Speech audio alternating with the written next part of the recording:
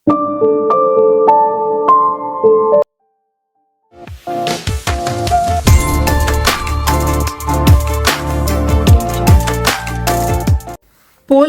இது எதிர்பார்த்தது தான். இந்த மேனேஜர் கண்டிப்பா மியூச்சுவலா நடந்தது அப்படின்னு சொல்லிட்டு இப்படிதான் பிளேட்டை திருப்பி போடுவோம் அப்படின்னு சொல்லிட்டு இவர் எதிர்பார்த்தது தான். அதே மாதிரி தான் பேசுறான். இதுக்கப்புறம் என்ன நடந்தது அப்படிங்கிறத நம்ம கண்டினியூவா பார்த்துக்கலாங்க. அதுக்கு முன்னாடி என்னோட வாய்ஸ் ஓவர் நரேஷன் ஸ்டோரியெல்லாம் பிடிச்சிருந்தா லைக் பண்ணிட்டு பாருங்க. அப்படி உங்க ஃப்ரெண்ட் அண்ட் ஃபேமிலி கூட ஷேர் பண்ணிக்கோங்க. இது வரைக்கும் யாராவது சப்ஸ்கிரைப் பண்ணா பார்த்துட்டு இருந்தீங்கன்னா மறக்காம சப்ஸ்கிரைப் பண்ணிக்கோங்க. இந்த எபிசோட ஸ்டார்டிங் சீன்ல எகெயின் ஒரு பிரேக்கை விட்டுட்டு போலீஸ்க்கும் வெளியே வராங்க. பின்னாடி வந்து லேடி போலீஸும் வந்துடுவாங்க. ஏன் இப்படி பண்றீங்க, ஏன் பிரேக் எடுக்கிறீங்க, அவங்ககிட்ட நம்ம விசாரிச்சுக்கிட்டே இருக்கணும் அப்படிங்கிறப்போ, என்னம்மா ஆச்சு உனக்கு, ஏன் இப்படி வந்து பொறுமையே இல்லாமல் இருக்க, உனக்கு பொறுமையே இல்லை அப்படின்னா உன்னால ஃபியூச்சர்ல வேற எந்த கேஸையும் ஹேண்டில் பண்ண முடியாது அப்படிங்கிறாங்க. பொறுமை இல்லாம இல்லை, அவன் எப்படி பேசுறான் நீங்களே பார்த்தீங்கல்ல, என்னமோ ஹீரோயினுக்கு இதுல விருப்பம் இருக்கிற மாதிரி பேசுறான். பாவம் அந்த பொண்ணு ஹீரோயினை பார்த்தா உங்களுக்கு பாவமா இல்லையா, இந்த மேனேஜர் இருக்கா இல்லையா அவன் சரியான பொறுக்கி பையன் அப்படி இப்படின்னு சொல்லி திட்டுறப்போ கிம் வந்துட்டு சொல்லிடுவார் லேடி போலீஸ் கிட்ட, இதை பாருமா அவன் சஸ்பெக்ட் தான், இன்னும் அவன் மேலே குற்றம் நிரூபிக்கப்படலை. போலீஸாக இருக்கிற நாம உடனே ஒரு சாரார் மேலே நம்மளுக்கு இருக்கக்கூடிய ஒரு கன்சர்னு பச்சாதாபம் இதனாலேயோ நாம் அவங்க பக்கம் ஃபுல் அண்ட் ஃபுல் டிபெண்ட் ஆகிடக்கூடாது. அப்படி ஆகிட்டோம் அப்படின்னா சமயங்களில் உண்மை எந்த பக்கம் இருக்குது அப்படிங்கிறதே நம்ம மறந்துடுவோம். அதை விட்டுட்டு தீர விசாரிக்கணும். அது மட்டும் மைண்டில் வச்சுக்கோ, கொஞ்சம் பொறுமையாயிரு. நீ நல்லா யோசிச்சு பாரு, ஹீரோயினுக்கு ஆதரவாக இருக்கிற எவிடன்ஸ் எல்லாம் பயங்கர வீக்காக இருக்குது. அதனால பொறுமையாக தான் மூவ் பண்ணணும். இன்னொரு வாட்டி ஹீரோயினை நாம வந்து இன்ட்ராகேட் பண்ணோம், அவங்கள ஃபோன் பண்ணி வர சொல்ல அப்படிங்கிறாங்க. அதே மாதிரி அடுத்த நாள் ஹீரோயின் வராங்க. இந்த வாட்டி ஹீரோயின் ரொம்ப தெளிவாக இருக்காங்க, பயப்படல, கேட்குற கேள்விகளுக்கு சங்கோச்சப்படாமல் கரெக்டாக ஆன்சர் பண்ணுறாங்க. நீ அந்த மேனேஜர் கிட்ட ப்ரைவேட்டாக ஏதாவது பேசியிருக்கியாமா, ப்ரைவேட்டாக வந்து சேட் பண்ணுறது, கால் பண்ணி பேசுறது அப்படிங்கிறப்போ, இல்லை அப்படியெல்லாம் கிடையாது, நான் ப்ரைவேட்டாக அவர்கிட்ட பேசினது கிடையாது, அப்படி பேசுறதுக்கு எங்களுக்குள்ள பர்சனல் எதுவும் கிடையாது, அந்த மாதிரி எதுவும் கிடையாது அப்படின்ட்டுருவாங்க. சரி, இந்த கம்பெனியில் நீ எப்போ இருந்து ஒர்க் பண்ண ஜாயின் பண்ண அப்படின்னு சொல்கிற சமயத்தில் தான் அவங்க இன்னும் சொல்லுவாங்க, ஆக்சுவலாக இந்த கம்பெனியில் வந்துட்டு நான் இன்டர்வியூ அட்டன் பண்ணப்போ என்ன ரிஜெக்ட் பண்ணுற கேஸில் தான் இருந்தாங்க. ஆனால் மேனேஜர் தான் வந்து எனக்காக ரெக்கமெண்ட் பண்ணதா சொன்னார். ஏன்னா எனக்கு இந்த ஃபீல்டு எக்ஸ்பீரியன்ஸும் இல்லை, அது மட்டும் இல்லாமல் இது சம்மந்தப்பட்ட டிகிரியும் நான் ப்ராப்பராக படிக்கலை, அதனால தான். ஆனால் மேனேஜர் வந்துட்டு ரொம்ப நல்ல மனுஷன், அந்த ஆஃபீஸில் நிறைய பேருக்கு ஹெல்ப் பண்ணக்கூடியவர் தான், அதே மாதிரி தான் எனக்கும் ஹெல்ப் பண்ணாரு, ஒரு வயசில் மூத்தவர் மாதிரி எனக்கு ஹெல்ப் பண்ணாரு, அந்த ஒரு மரியாதை இருந்தது அப்படிங்கிறாங்க. சரி, உனக்கு ஏதாவது பணம் கஷ்டம் அந்த மாதிரிலாம் இருந்திருக்கு அப்படிங்கிறப்போ, எஸ் எனக்கு பணம் கஷ்டம் இருந்திருக்கு, என் தம்பிக்கு இந்த மாதிரி வீடு வாங்க வேண்டியிருந்தது, அதுக்கு லோன் அப்ளை பண்ண, அதுக்கு என் சேலரியோட பே ஸ்லிப் வந்துட்டு நான் வாங்குற சேலரி விட எச்சா போட்டு கொடுக்கணும், அதுக்கும் மேனேஜர் ஹெல்ப் பண்ணாரு. ஓ அப்படியா அப்படிங்கிறப்போ நம்ம ஹீரோயின் சொல்லுவாங்க, எனக்கு மட்டும் கிடையாது, இந்த மாதிரி அவர் நிறைய பேருக்கு ஹெல்ப் பண்ணியிருக்காரு, அது எனக்கு தெரியவும் செய்யும், அவர் கொஞ்சம் நல்ல பர்சன் தான், எல்லாருக்கிட்டையும் நல்ல விதமாக நடந்துப்பாரு, அதனால தான் எனக்கு இப்படி ஒரு அநியாயம் நடந்தப்போ டக்குன்னு எனக்கு அவர் மேலே வந்து டவுட்டே வரலை அப்படின்னு சொல்லி முடிப்பாங்க. சரி, நீ அன்னைக்கு நிறைய ட்ரிங்க்ஸ் பண்ணியிருந்தேன்னு சொன்ன, அதிக போதையில் இருந்தேன்னு சொன்னேன், இன்னும் சொல்ல போனா அந்த ஃபீல்டு வரைக்கும் அந்த மேனேஜர் காரை ஓட்டிட்டு உன்னை கூப்பிட்டு போனப்போ உனக்கு ஒன்றுமே தெரியல அப்படின்னு சொன்னேன். பொதுவாக நீ ட்ரிங்க் பண்ண அப்படின்னா எவ்வளோ கிளாஸ் வரைக்கும் உனக்கு போதை அந்த அளவுக்கு ஏறாது, எவ்வளோ வரைக்கும் உனக்கு அந்த டாலரன்ஸ் இருக்கும் அப்படின்னு சொல்லிட்டு கேட்குறப்போ, இது பாருங்க, நான் பொதுவாக வந்து அதிகமாக ட்ரிங்க்ஸ் பண்ணுறவங்களும் கிடையாது, டெய்லியும் ட்ரிங்க்ஸ் பண்ணிட்டு வீட்டுக்கு வரவங்களும் கிடையாது, இல்லை பார்ட்டி அக்கேஷனுக்காக கூட ட்ரிங்க்ஸ் பண்ணுறவங்க கிடையாது, நான் அதிகமாக ரேராக வருஷத்துக்கு ஒரு வாட்டி இல்லைன்னா 6 மாதத்துக்கு ஒரு வாட்டி அந்த மாதிரி தான் நான் ட்ரிங்க்ஸ் பண்ணுவேன். அப்படியே ட்ரிங்க்ஸ் பண்ணாலும் குட்டி குட்டி கிளாஸ் இருக்கும் இல்லைங்களா, அதில் 13 கிளாஸ் வரைக்கும் குடித்தாலும் எனக்கு அதிகமாக போதை ஏறி கான்ஷியஸே இல்லாமல் என்ன நடக்குதுன்னு ஒன்றுமே தெரியாமல் தள்ளாடுற அளவுக்கு ஆக மாட்டேன். ஸோ 13 கிளாஸ் வரைக்கும் என்னால் வந்துட்டு அந்த டாலரன்ஸ் இருக்கும் அப்படிங்கிறாங்க. சரி, அப்போ அன்னைக்கு அந்த ரெஸ்டாரண்ட்டில் நடந்த அந்த கிளைண்ட் மீட்டிங் பார்ட்டி அப்போ நீ ஒரு 13 கிளாஸ் குடிச்சிருப்பி அப்படிங்கிறப்போ, இல்லை சார் நான் 13 கிளாஸ் வரைக்கும் குடிக்கல, எனக்கு நல்ல ஞாபகம் இருக்குது, அதை விட கம்மியாக தான் குடித்தேன், ஆனால் அந்த டைமில் இருந்த ஒரு ப்ரெஷரு ஸ்ட்ரெஸ்ஸு எல்லாரும் ஃபோர்ஸ் பண்ணதுனால தான் நான் வந்து ஒரு 4-5 கிளாஸ்லேயே போய் வாமிட் எடுக்க வேண்டி வந்தது, கொஞ்சம் அந்த பதட்டமான சூழ்நிலையினால தான் நான் கொஞ்சம் ஒரு மாதிரி ஆயிட்டேன் அப்படின்னு சொல்லிட்டு சொல்லுவாங்க. சரி, அந்த ஃபீல்டுக்கு போனதுக்கப்புறமாங்க உனக்கு எப்போம்மா கான்ஷியஸ் வந்துச்சு, நம்மள்கிட்ட வந்து ஒருத்தன் தப்பாக நடந்துட்டு இருக்கான்னு உனக்கு எப்போ தோணுச்சு அப்படிங்கிறப்போ, இல்லை அந்த விஷயம் நடந்துட்டு இருக்கிறப்ப தான், அவன் வந்து என்கிட்ட தப்பாக நடக்கிற சமயத்தில் தான் நான் வந்து கான்ஷியஸ்க்கு வர ஆரம்பித்தேன். அப்போ நான் நல்லா அவேராக தான் இருந்தேன், நல்லா வந்து எனக்கு கான்ஷியஸ் இருந்தது, ஆனால் என் கண்ணு கட்டப்பட்டிருந்ததுனால என்னால் சுற்றி எதையும் பார்க்க முடியல, ஆனால் என்னால் கேட்க முடிஞ்சுது. காரில் வந்துட்டு ஒரு கேட் டாக் இருக்கும், அது டிங் டிங்குன்னு சொல்லிட்டு கையை மட்டும் ஹாய் மாதிரி ஆட்டும், அது எனக்கு காதில் கேட்டுச்சு.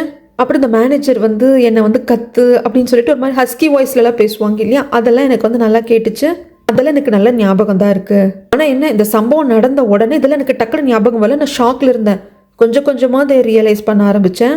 ஈவன் அந்த போலீஸ் ஸ்டேஷன் பிரச்சனை ஆனதுக்கப்புறமாக மேனேஜர் ட்ராப் பண்ணுறேன்னு கூப்பிட்டு வருவார் இல்லைங்களா, அப்போ தான் எகெயின் அந்த காரில் அந்த கேட் ஆடுறப்போ அந்த சவுண்ட் வச்சு தான் எகெயின் ரீகால் பண்ண ஆரம்பிச்சிருப்பாங்க. அப்போ இருந்து தான் மேனேஜர் மேலே இவங்களுக்கு டவுட் வர ஆரம்பிச்சிருக்கும். ஸோ இது எல்லாத்தையும் தெளிவாக சொல்கிறாங்க, எல்லாத்தையும் இவங்க நோட் பண்ணிக்கிறாங்க. இந்த வாட்டி ஹீரோயின் ரொம்ப தெளிவாக இருக்காங்க, பயப்படலை, பதட்டப்படலை, அண்ட் தென் இதை சொல்கிறதுக்கு அவங்க அசிங்கமும் படலை. அதுக்கப்புறமாக வீட்டுக்கு வராங்க. ஹீரோ கூட உட்காந்து ஒன்றா சாப்பிட்டு இருக்காங்க. ஹீரோ வந்துட்டு சொல்கிறாங்க, வீட்லேயே நீ அடைஞ்சிருக்கிறது சரியா இருக்காது, வெளியே போகிறதுக்கு நீ பயப்படவும் கூடாது.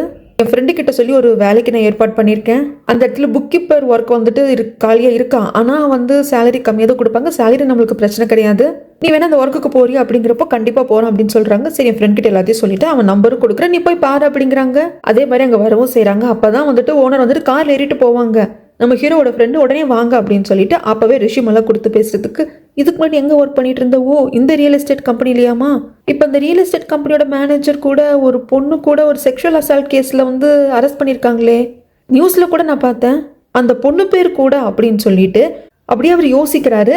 ஏன்னா இந்த கேஸ் அந்த மேனேஜர் வந்துட்டு அரெஸ்ட் ஆனதுக்கு அப்புறமாக ஹீரோயின் இல்லை சம்மந்தப்பட்டிருக்கா அப்படின்னு சொல்லிட்டு நியூஸில் அஃபிஷியலாக சொல்லலை அப்படின்னாலும் ஹீரோயின் ஒர்க் பண்ண கம்பெனிலேருந்து சில பேர் லீக் பண்ணுவாங்க இல்லையா, இந்த பொண்ணு தான், இந்த பொண்ணுக்கும் அந்த மேனேஜருக்கும் தான் பிரச்சனை, அந்த மேனேஜர் இந்த பொண்ணை வந்து செக்ஸுவலாக அசால்ட் பண்ணிட்டாங்க அப்படிங்கிற கேஸ் இந்த பொண்ணு போட்டிருக்கா அப்படிங்கிற மாதிரி ஹீரோயினோட பேர் ஃபோட்டோவில் லீக் ஆகிட்டு இருக்கு. அதாவது இந்த ஓனரும் யோசிக்கிறார், அந்த பேர் அப்படின்னு சொல்லிட்டு ரெஷ்யூமை பார்க்குறப்போ ஹீரோயின் பேரை படிச்சுட்டு அப்படியே ஹீரோயினை பார்க்குறாங்க. உடனே வந்து ஃப்ரெண்டு தான் ஹெல்ப் பண்ணுவாங்க, ஹீரோட ஃப்ரெண்டு.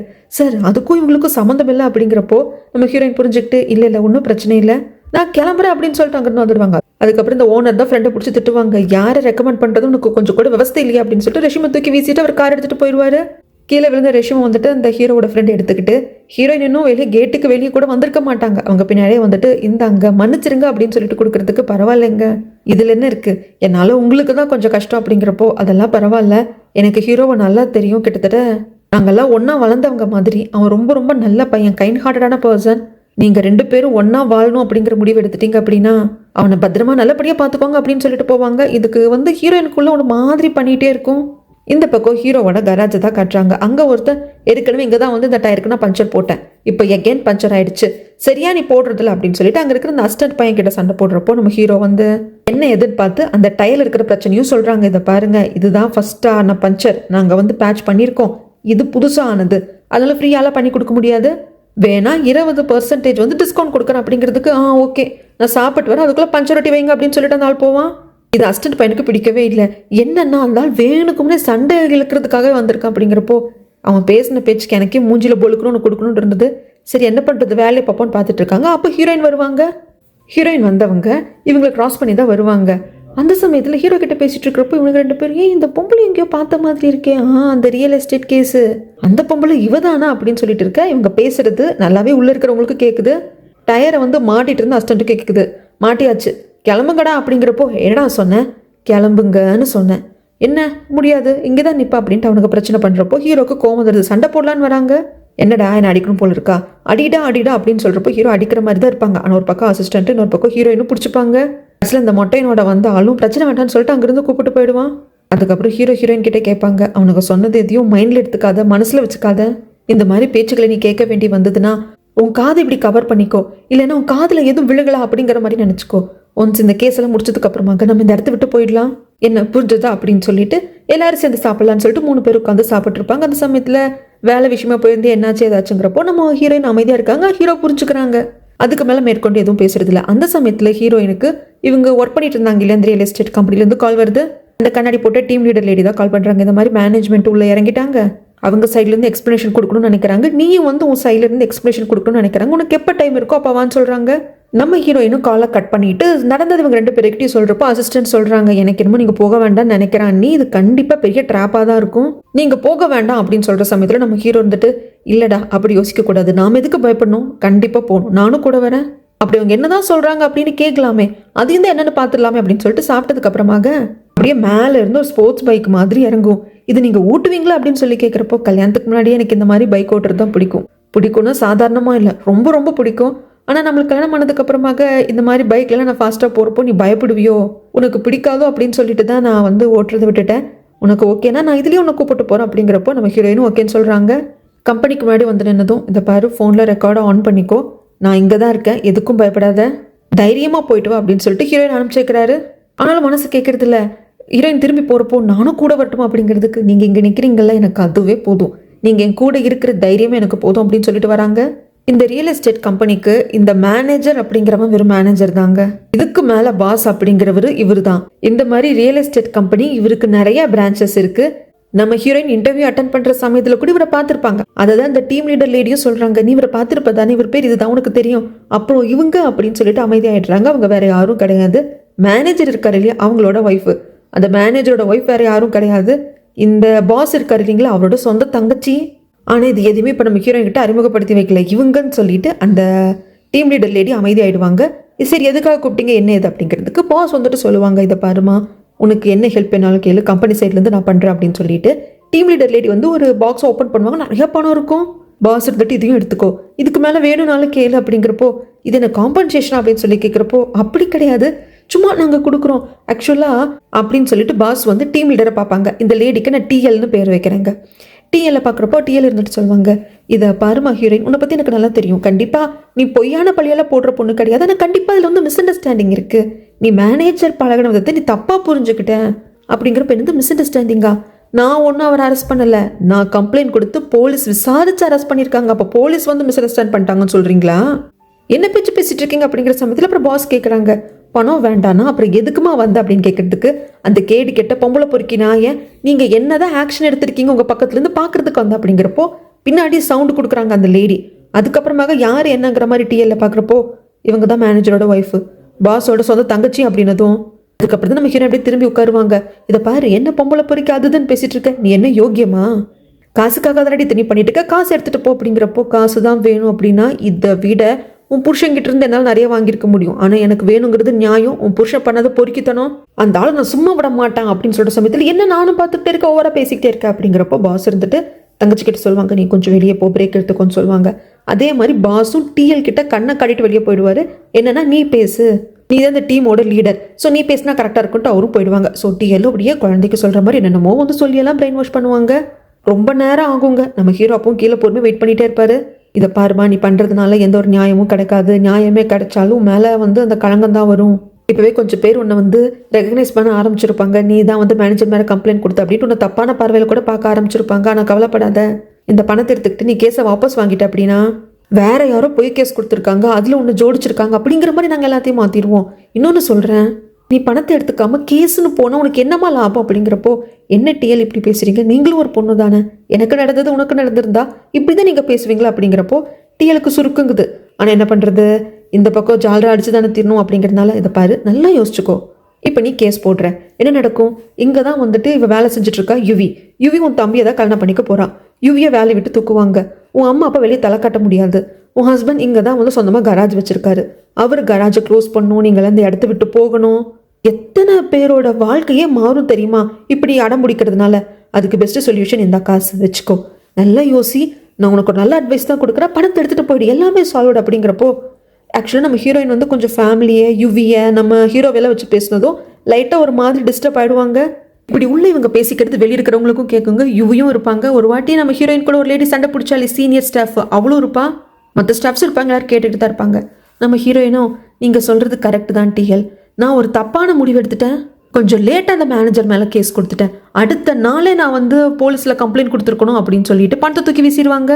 என்ன பிளாக்மெயில் பண்ணுறீங்களா, யுவியை நீங்கள் வேலை விட்டு தூக்கினாலோ இல்லை என்னோட பேரண்ட்ஸ்க்கு நீங்கள் டார்ச்சர் கொடுத்தாலோ நான் இந்த ஊரை விட்டே போகிறதுனால எதுவும் மாறிட போகிறது கிடையாது இப்படிலாம் சொல்கிறதுனால நீங்கள் ஈஸியாக என்ன பிரெயின் வாஷ் பண்ண வச்சிட முடியாது. அது மட்டும் இல்லாமல் ஒருவேளை என்ன காரணம் காட்டி யுவியை வேலை விட்டு தூக்குறது இந்த மாதிரி சில வேலைகளை பண்ணீங்கன்னா நான் ஆன்லைனுக்கு போவேன், மக்கள்கிட்ட எல்லாத்தையும் உண்மையை சொல்லுவேன், இந்த கம்பெனி பேரை நான் அடிப்பேன் அப்படிங்கிறப்போ ரொம்ப ஓவரா பண்ணாத, உன்னை அந்த அளவுக்கு போகிறதுக்கு விடாமல் இவங்களால ஈஸியாக தடுக்க முடியும் அப்படிங்கிறாங்க. எப்படி, என்கிட்ட தான் ஆதாரம் இருக்கே, இத்தனை நேரம் நீங்கள் பேசுறது எல்லாத்தையும் நான் ரெக்கார்ட் பண்ணியிருக்கேன் அப்படின்னு சொல்லி ஃபோனை காட்டேன்.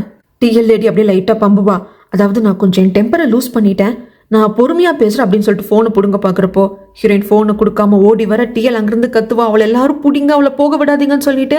அதில் நம்ம யுவியும் இருப்பாங்க. யுவியும் ஹீரோயினை பிடிக்கிற மாதிரி தான் துரத்துவாங்க, நான் ஹீரோயினை பிடிக்க மாட்டாங்க. அதுக்கு பதிலாக இவங்க ஹீரோயினை பிடிக்கிறதுக்காக முதலால ஓடி வந்து மற்றவங்க எல்லாரையுமே வந்து தடுத்து நிறுத்துற மாதிரி பண்ணி அப்படியே ஸ்டெப்ஸ் இறங்குறப்ப இவங்க அப்படியே தடுக்கி விழுற மாதிரி பண்ணிடுவாங்க. எல்லாரும் கொஞ்சம் டிலே ஆகுறப்போ அந்த சான்ஸ்ல ஹீரோயின் டக்குன்னு ஓடி வந்துடுவா. ஹீரோ தான் வெயிட் பண்ணிட்டு இருக்காங்களே, உடனே பைக்ல ஏறி கிளம்பிடுவாங்க. ஹீரோயின் பத்திரமா ஹீரோ கூட கிளம்பிட்டா அப்படின்னு பார்த்ததுக்கு அப்புறம் தான் யுவிக்கு சந்தோஷமாவே இருக்கும். அங்கிருந்து இவங்க பைக்ல வரப்போ ரெண்டு பேத்துக்கு ஒரே சிரிப்பா இருக்கும். ஒரு இடத்துல வந்து உட்காந்துட்டு அப்படியே பேசிட்டு இருப்பாங்க. ஹீரோ கேட்பாரு ஹீரோயினை பார்த்தது பயந்துட்டியா அப்படிங்கிறதுக்கு. பழைய ஹீரோயினாக இருந்தால் பயந்துருப்பா, இப்போ எனக்கு பயம் இல்லை, இப்போ எனக்கு ரொம்ப தைரியமாக இருக்குது, என்னால் எல்லாத்தையும் ஃபேஸ் பண்ணிக்க முடியும்னு தோணுது. சில பேரோட பேச்சுக்கள் என்னை காயப்படுத்துது, என்னை கஷ்டப்படுத்துது. பட் இருந்தாலும் அது எல்லாத்தையும் ஓவர் கம் பண்ணி வந்துட முடியும்னு எனக்கு தோணுது அப்படிங்கிறப்ப நம்ம ஹீரோ சொல்லுவாங்க, ஆமாம் அப்படி தான் இருக்கும். சிலர் உன்னை அப்போஸ் பண்ணுவாங்க, சிலர் உன்னை புரிஞ்சுக்கிட்டு உன் பக்கத்தில் நிற்பாங்க. ரெண்டுமே சேர்ந்தது தான் உலகம் அப்படிம்பாங்க. சரி, நீங்கள் ஏன் பக்கத்தில் நிற்கிறீங்க? ஹஸ்பண்டாக அவங்க டியூட்டியை பண்ணுறதுக்காகவா? இல்லை என்னை பார்த்தா பாவமாக இருக்கா? எதனால என் கூடவே நீங்கள் நிற்கிறீங்க? அது மட்டும் இல்லாமல் இப்போ நீங்கள் பார்த்தீங்க இல்லையா, எல்லாத்தையும் என்னால் பார்த்துக்க முடியும். நான் எல்லாத்தையுமே ஹேண்டில் பண்ணிப்பேன். நீங்கள் இல்லாமல் கூட நான் தனியாக சமாளிச்சுப்பேன். அதனால் நான் உங்களுக்கு டைவர்ஸ் கொடுத்துடுறேன். நீங்கள் என்கிட்ட ஆரம்பத்தில் கேட்டது தான், அந்த டைவர்ஸை நான் உங்களுக்கு கொடுத்துடுறேன் அப்படிங்கிறப்போ, இல்லை எனக்கு இப்போ அதில் விருப்பம் இல்லை, எனக்கு அது வேண்டான்னு தோணுது அப்படிங்கிறாங்க. அப்புறம் ஏன் ஆரம்பத்தில் என்கிட்ட டைவர்ஸ் கேட்டிங்க அப்படிங்கிறப்போ, இதை பாரு, எனக்கு உன்னை பற்றி நல்லா தெரியும். நான் உனக்கு ஹோப் கொடுத்ததுனால, மோட்டிவேட் பண்ணதுனால தான் நீ போலீஸ் ஸ்டேஷன் வந்த அப்படின்னு கேட்டால் கிடையாது. மேபி அது கொஞ்சம் குயிக்காக நடந்துருச்சு. ஆனால் என்னோட ஒய்ஃபை பற்றி எனக்கு தெரியும். நான் உன்னை போலீஸ் ஸ்டேஷனுக்கு வா, கம்ப்ளைண்ட் கொடுக்கவான்னு கூப்பிடாம இருந்தா கூட இன்னும் கொஞ்ச நாள் டைம் எடுத்துக்கிட்டு நீயா உன் மனசில் தோணி யோசிச்சு முடிவு பண்ணி அந்த மேனேஜர் மேலே கம்ப்ளைண்ட் கண்டிப்பாக கொடுத்துருப்ப. மேபி அதுக்கு டைம் டிலே வேணால் ஆயிருந்திருக்கலாம். அதனால் என்னால் தான் நீ போலீஸில் கம்ப்ளைண்ட் கொடுத்த அந்த தைரியத்தை நான் தான் உனக்கு கொடுத்தேன் அப்படின்னு என்றைக்கும் நினச்சதும் கிடையாது. அதை நான் பெருசாக யோசிச்சதும் கிடையாது. எனக்கும் உன் கூட இருக்கணும், அவ்வளோதான். என்ன நடந்தாலும் எப்படி போனாலும் உன் கூட தான் இருக்கணும் அப்படின்னு சொல்லிடுவாங்க. அதுக்கப்புறம் 2 பேர் வீட்டுக்கு வந்துடுவாங்க. நைட் ஆகிடும். தூங்க போகிற சமயத்தில் ஹீரோயின் அது இது நிறைய கொஷின்ஸ் கேட்டுக்கிட்டே இருப்பாங்க. கடைசி ஒரு கொஷின் அப்படிங்கிறப்போ, என்னாச்சு உனக்கு, நிறைய கேள்வி என்கிட்ட கேட்டுக்கிட்டே இருக்க, சரி சொல்லுங்கிற சமயத்தில், இல்லை உனக்கே நான் அவ்வளோ பிடிச்சிருக்கு, அப்படி என்ன என்கிட்ட ஒரு குட் குவாலிட்டி நீ பார்த்துட்ட அப்படிங்கிறப்போ, அப்படியே ஹீரோ சொல்லுவார், எல்லாமே குட்டாக தான் இருக்குது அப்படின்ட்டு. சரி கவுண்ட் பண்ணலாம். நீ நல்ல பொண்ணு, ஒரு சில விஷயங்களுக்கு ரொம்ப ஸ்டப்பனாக இருப்ப, நீ பிளேட்ஸ் அடுக்கிறது நல்லாயிருக்கும், நீ காஃபி கப் செலக்ட் பண்ணுறது நல்லாயிருக்கும் அப்படின்ட்டு சில்லியான விஷயத்துல இருந்து ரொம்ப டீப்பான விஷயம் வரைக்கும் சொல்லிகிட்டே போவார். அப்படியே கண் இமைக்காமல் ஹீரோயின் கேட்டுக்கிட்டே இருப்பாங்க, உங்ககிட்ட நிறைய குட் குவாலிட்டிஸ் இருக்குது, நீ ரொம்ப ஒண்டர்ஃபுல்லான பொண்ணு, உன்னை பார்க்குறதுக்கும் பக்கத்தில் இருக்கிறதே எனக்கு சந்தோஷம், இப்போ நம்ம தூங்கலாமா, குட் நைட் அப்படின்னு சொல்லிட்டு தூங்க போயிடுவாங்க. இவங்க 2 பேரும் தனித்தனியாக இருந்தாலும் மனசளவில் ஒன்றா தான் இருக்காங்க. நம்ம ஹீரோயினுக்கு அவங்க ஹஸ்பண்ட் ஏதோ புதுசாக பார்க்குற மாதிரி இருக்குது. அதுக்கு முன்னாடி என்னோட வாய்ஸ் ஓவர் நரேஷன் ஸ்டோரியில் பிடிச்சிருந்தா லைக் பண்ணிட்டு பாருங்க. அப்படியே உங்கள் ஃப்ரெண்ட் அண்ட் ஃபேமிலி கூட ஷேர் பண்ணிக்கோங்க. இது வரைக்கும் யாராவது சப்ஸ்கிரைப் பண்ணால் பார்த்துட்டு இருந்தீங்கன்னா மறக்காமல் சப்ஸ்கிரைப் பண்ணிக்கோங்க. இந்த எபிசோட ஸ்டார்டிங் சீனில் அண்ணனையும் தங்கச்சியும் தான் காட்டுறாங்க. பாஸையும் மேனேஜரோட ஒய்ஃபையும் தான். 2 பேருக்கும் ஒரே டென்ஷனாக இருக்குது. அதுலேயும் அந்த இவர் சொல்கிறாரு, பாஸ் இதை பாரு, உன் புருஷன் மேலே தான் தப்பு இருக்குது, அந்த பொண்ணு பணத்தாசை பிடிச்சவ கிடையாது, அப்படி பணத்தாசை பிடிச்சவளா இருந்தா இன்னொரு 10 லட்சம் கொடுங்கன்னு வாங்கிட்டு போயிருப்பா. ஏன் கேஸ் வரைக்கும் வந்திருக்காது, நாமளே வந்திருக்க மாட்டோம், உன் புருஷன்கிட்டே காசு வேணும்னு வாங்கிட்டு போயிருப்பா. அதனால உன் புருஷன் மேலே தான் தப்பு இருக்குது, உன் புருஷன் அந்த பொண்ணு என்னமோ பண்ணியிருக்கா அப்படிங்கிறப்போ, அண்ணா பேசாம அப்படிலாம் நீ அவரை சொல்லாத, இந்த பொண்ணு அவர் ஏதோ செடியூஸ் பண்ணியிருக்கா, அது மட்டும் இல்லாமல் 2 பேரும் கடையில் நடந்தது மியூச்சுவல், ரேப் அந்த மாதிரியெல்லாம் கிடையாது, அவள் ஏதோ சொல்கிறா அப்படின்னு சொல்லிட்டு நீ நம்பிட்டு கிடக்காத அப்படிங்கிறாங்க. ஆனால் இவருக்கு சுத்தமாகவே அந்த மேனேஜர் மேலே நம்பிக்கை கிடையாது. ஏன்னா இது ஃபர்ஸ்ட் கேஸ் இல்லையா, இந்த மாதிரி பல விஷயங்கள் நடந்திருக்கு. ஆனால் அது எல்லாத்தையும் இந்த பொண்டாட்டிக்காரி மைண்ட்லேயே எடுத்துக்கிறது கிடையாது. ஆனால் இதை பாரு, என் புருஷனை பற்றி எனக்கு தெரியும், அது எல்லாமே ரூமர், அந்த பொண்ணுங்களை கம்ப்ளைண்ட் கொடுக்க வந்தாங்களா, வர மாட்டாங்க, ஏன்னா அவங்களுக்கெல்லாம் காசு கொடுத்துருக்கா, இல்லைன்னா பயமுறுத்திருக்கா. காசை வாங்கிட்டு அமைதியாகிறவங்க காசை வாங்கிட்டு அமைதியாயிருக்காங்க, பயந்து போய் வெளியே சொன்னால் மானக்கேடாயிடுங்கிறவங்க அமைதியாயிருக்காங்க. ஆனால் இந்த பொண்ணு அது எல்லாத்தையும் தாண்டி வந்திருக்கா. எனக்கு என்னமோ இவ்வளோ நாம ஃபேஸ் பண்ணுறது கஷ்டம் தான், கம்பெனியோட பேர் தான் கெட்டு போச்சு அப்படிங்கிறப்போ லாயர் வராங்க. ஏன்னா இந்த கேஸ் இப்போ போலீஸ் கிட்ட இருந்து கோர்ட்டுக்கு போகுது. ஸோ லாயரை வச்சு தான் நம்ம டீலிங் பண்ணி ஆகணும். லாயர் வராங்க.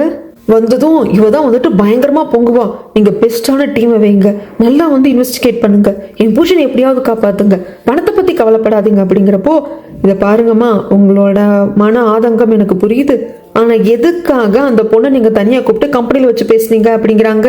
அது ரொம்ப தப்பாக போயிடும். இதுக்கப்புறமாக அந்த பொண்ணை ப்ரைவேட்டாக நீங்கள் பேசுறது அவாய்ட் பண்ணுங்க அப்படிங்கிற சமயத்தில் இந்த ஐடியா ஃபுல் அண்ட் ஃபுல் என்னோட தான் அப்படின்னு சொல்லிட்டு ஒய்ஃப் சொல்கிறாங்க. என் புருஷனை காப்பாற்றுறதுக்காக நான் தான் எங்கள் அண்ணனுக்கு இந்த ஐடியாவை கொடுத்தேன், பணம் கொடுத்து சரி கட்டிடலான்னு பார்த்தேன் அப்படிங்கிறப்போ, புரியுதுங்க, நீங்கள் உங்கள் சைடில் இருந்து நீங்கள் என்ன பண்ணணுமோ அதை பண்ணியிருக்கீங்க அப்படிங்கிறது புரியுது. ஆனால் இதுக்கப்புறமாக வெளி உலகத்துக்கும் உங்களுக்கும் இடையில நான் நிற்கிறேன், என்னை வச்சு தான் நீங்கள் யாரையா இருந்தாலும் அப்ரோச் பண்ணும் அப்படின்னு சொல்லிடுவாங்க.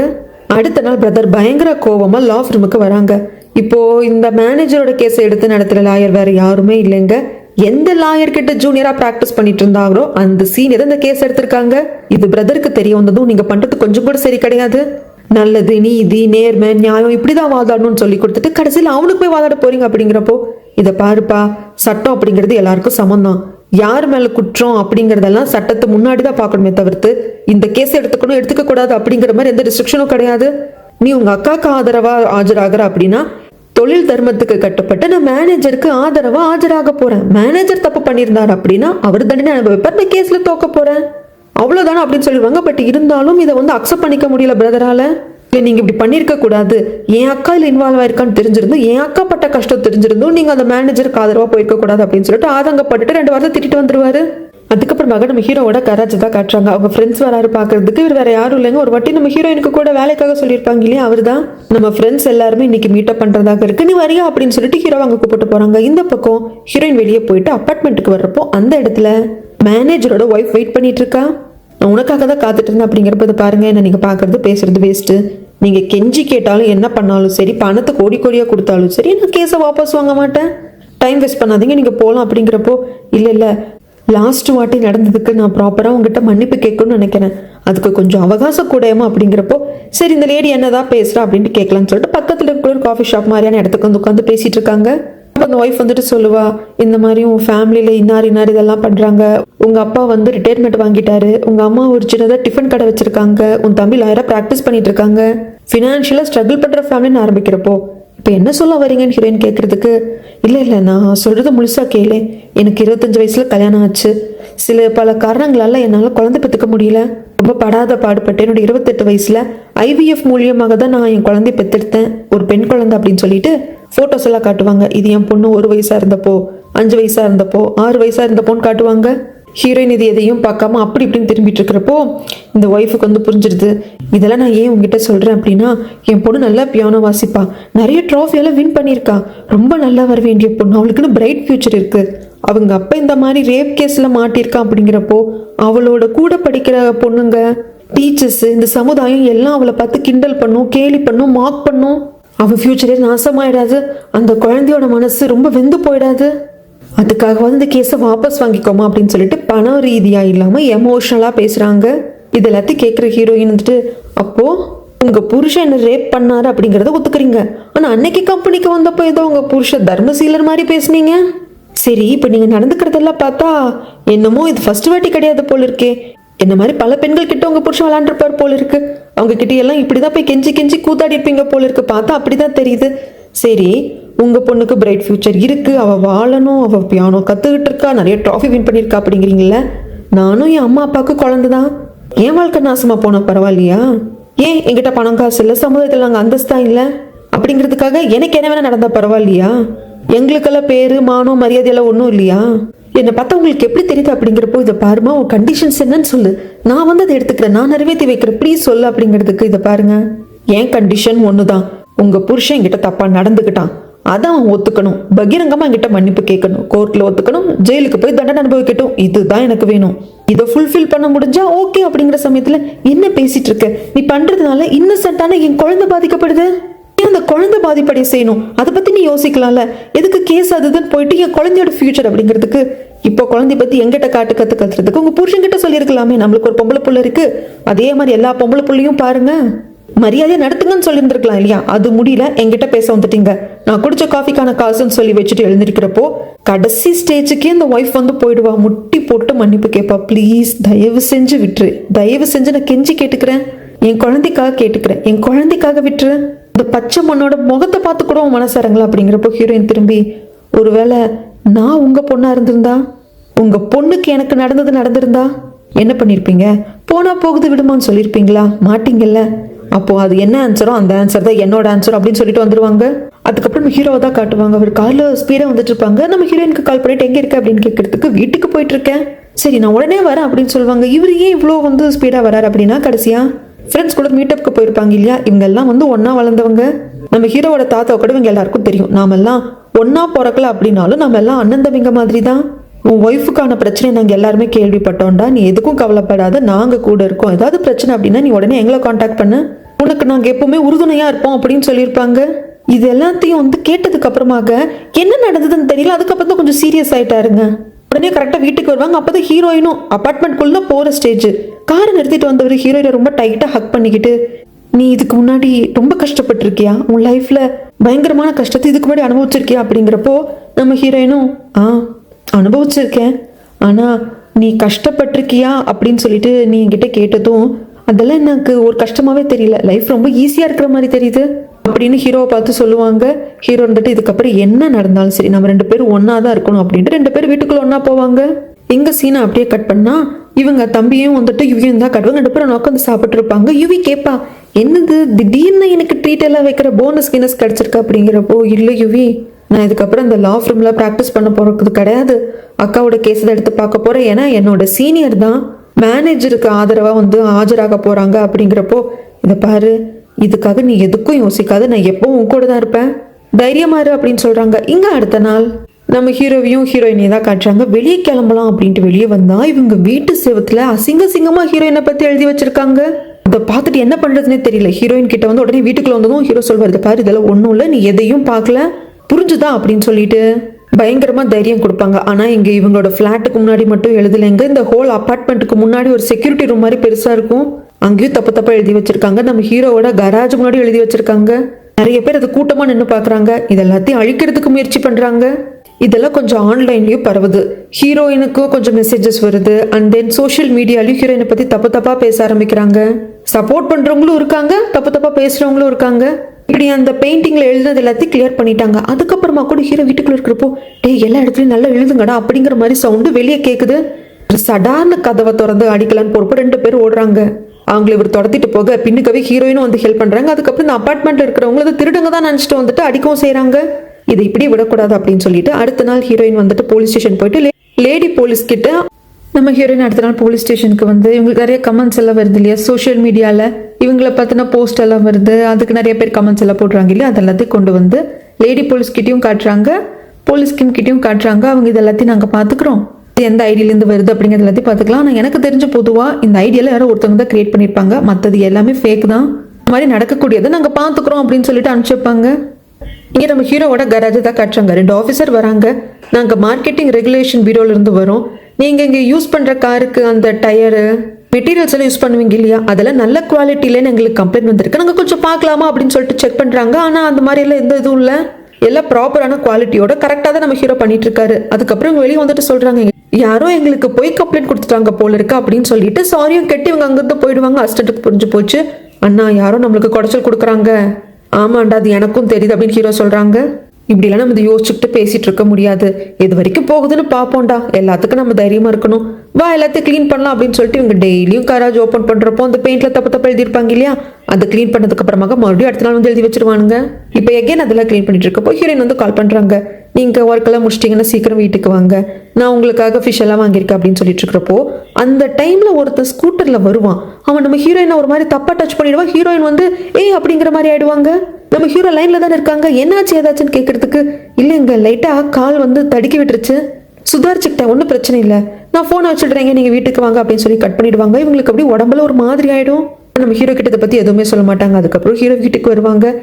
2 பேரும் சேர்ந்து சமைச்சிட்டு இருக்கிறப்போ, இந்த மாதிரி இங்க நம்ம வந்து இருக்க வேண்டாம், நான் வேற ஒரு வீடு பார்த்து வச்சிருக்கேன், நம்ம அங்கே போயிடலாம், கேஸ் எல்லாம் முடிஞ்சதுக்கு அப்புறமாக நம்ம பிளான் பண்ண மாதிரி அந்த இடத்துக்கு போயிடலாம், அதுக்கு முன்னாடி நான் வேற ஒரு டவுன்ல வந்து வீடு பார்த்துருக்கேன் அப்படிங்கிறப்போ, ஆனால் அங்கிருந்து நீங்கள் கராச்சிக்கு வந்துட்டு போகிறதுக்கு டெய்லி 2 மணி நேரம் ட்ராவல் ஆகுமே, எப்படிங்க அப்படின்னு ஹீரோயின் கேட்கறதுக்கு, எனக்கு ட்ராவல் பண்ணுறது ரொம்ப பிடிக்கும் அப்படிங்கிறாங்க. ஹீரோயினுக்கு ஒரு பக்கம் கில்ட்டாக இருக்கு, இன்னொரு பக்கம் நம்மளுக்காக இவர் இருக்காரு அப்படின்னு தைரியமாகவும் இருக்கு. இங்கே சீனை அப்படியே கட் பண்ணா போலீஸ் கிம் லேடி போலீஸ் 2 பேருமே மேனேஜரோட வீட்டுக்கு அவங்க ஒய்ஃபை பார்க்க வராங்க. வாங்க என்ன ஏது உட்காந்து பேசலாம் அப்படிங்கிறதுக்கு, இல்லை இல்லைம்மா நாங்கள் உட்காந்து பேசுறதுக்கெல்லாம் வரல அப்படிங்கிறப்ப லேடி போலீஸ் சொல்கிறாங்க, இந்த மாதிரி அந்த ஹீரோயின் பொண்ணுக்கு சில பேர் டார்ச்சர் கொடுத்துட்டு இருக்காங்க, தப்பா கமெண்ட்ஸ் போடுறது, அவங்கள வந்து தப்பா ஆன்லைன்ல பேசுறது, அண்ட் தென் அவங்க வீட்டுக்கு முன்னாடி கராஜுக்கு முன்னாடி எல்லாம் பெயிண்ட்ல எழுதி வைக்கிறதுன்னு சொல்லி பண்ணிட்டு இருக்காங்க. அப்படியா, அப்போ அதுக்காக நீங்க வந்திருக்கீங்க அப்படின்னா ஹீரோயின் என்னதான் அந்த கல்பிட்டுன்னு சொன்னாலா, நான் தான் அந்த வேலையெல்லாம் செய்யறேன்னு சொன்னாலா அப்படிங்கிறப்போ கிம் லைட்டா சிரிப்பாரு, ஆடு வந்து தானா தலையை கொடுக்குது அப்படிங்கிற மாதிரி. இல்லை ஹீரோயின் அப்படி சொல்லவும் இல்லை, நாங்க வந்து அப்படி விசாரிக்கவும் இல்லை, எங்களுக்கு அந்த மாதிரி ப்ரூஃபும் கிடைக்கல. ஆனா ஹீரோயினுக்கு தொந்தரவு வருது அப்படின்னா கண்டிப்பா அது உங்க சைட்ல இருந்து வர்றதுக்கான வாய்ப்பு தான் இருக்கு. உங்க ஹஸ்பண்டுக்கு ஃப்ரெண்ட்ஸ் யாராவது இருக்காங்களா அப்படின்னு கேட்குறப்போ, இல்லைங்க நான் கம்பெனி பக்கம்லாம் அதிகம் போக மாட்டேன், அண்ட் தென் வீட்டுக்கும் யாரும் வர்றதில்ல, என் ஹஸ்பண்டுக்கு ஃப்ரெண்ட்ஸை பத்தி எனக்கு தெரியாது அப்படிங்கிறாங்க.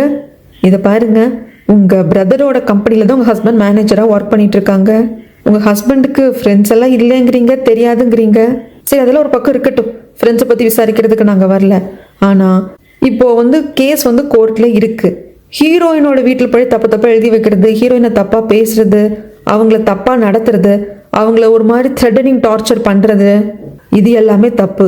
இது எகைன் ரிப்பீட் ஆச்சு அப்படின்னா இப்போ நாங்கள் உங்கள் புருஷனை மட்டும் தான் அரெஸ்ட் பண்ணி வச்சிருக்கோம், அதுக்கப்புறம் நாங்கள் அரெஸ்ட் பண்ண வேண்டியது அப்படின்னு சொல்லி நிறுத்துறதுக்குள்ள குழந்தை ஓடி வரும். வேண்டாம் வேண்டாம், என் அம்மாவை கூப்பிட்டு போகாதீங்க, என் அப்பாவை தான் கூப்பிட்டு போயிட்டீங்க, எங்கள் அம்மாவை கூப்பிட்டு போகாதீங்க அப்படின்னு குழந்தை வந்து நிற்கும். அப்போ கிம் இருந்துட்டு, ஓ இது உங்கள் குழந்தையா, ரொம்ப அழகாக இருக்குது பாப்பா, ஜஸ்ட் நாங்கள் அம்மா பார்த்துட்டு பேசிட்டு போக தான் தங்கம் வந்தேன், நீ போய் தூங்கு அப்படின்னு சொல்லிட்டு நாங்கள் சொன்னது ஞாபகம் இருக்கட்டும் அப்படின்னு சொல்லிட்டு இவங்க வந்துருவாங்க. இந்த பக்கம் ஹீரோயினோட வீட்டை தான் காட்டுறாங்க. ஹீரோயின் தூங்குறாங்க, ஆனால் தூங்க முடியல. அந்த சமயத்தில் ஹீரோயினுக்கு ஒரு கமெண்ட் வருது. இப்படி ஆனால் எங்கே நிறைய கமெண்ட் வந்துட்டு இருக்கும். அதில் ஒரு கமெண்ட்டு, உன் ஹஸ்பண்டோட ஒர்க் பிளேஸில் ஒர்க்கெல்லாம் எப்படி போகுதுன்னு கேட்டியா அப்படிங்கிற மாதிரி கமெண்ட். அதை பார்த்ததும் ஹீரோயினுக்கு ரொம்ப கஷ்டமாக போயிடுது. என்னாச்சின்னு தூங்கலையான்னு ஹீரோ கேட்கறதுக்கு, எங்க அடுத்த வருஷம் நடக்கிற சிபிஐ எக்ஸாமை நான் எழுதலான் இருக்கேன் அப்படிங்கிறாங்க. நல்லதான், நல்லா ப்ரிப்பேர் பண்ணி எழுது, நான் நல்லா எழுதி பாஸ் பண்ணுறேன், எனக்கு நல்ல வேலை கிடைக்கும். ஒரே வருஷத்தில் நாம் சொந்தமாக கராஜ் வந்து நீங்கள் சொன்னீங்களே நம்ம செட்டில் ஆகிறதுக்கு ஒரு இடத்துக்கு போகலான்ட்டு, அந்த இடத்துல வாங்கிடலாம் அப்படிங்கிறாங்க. ஏன் இவ்வளோ யோசிக்கிற, ரொம்ப யோசிக்காத, நான் இருக்கல அப்படின்ட்டு ஆறுதலாக இருக்காரு.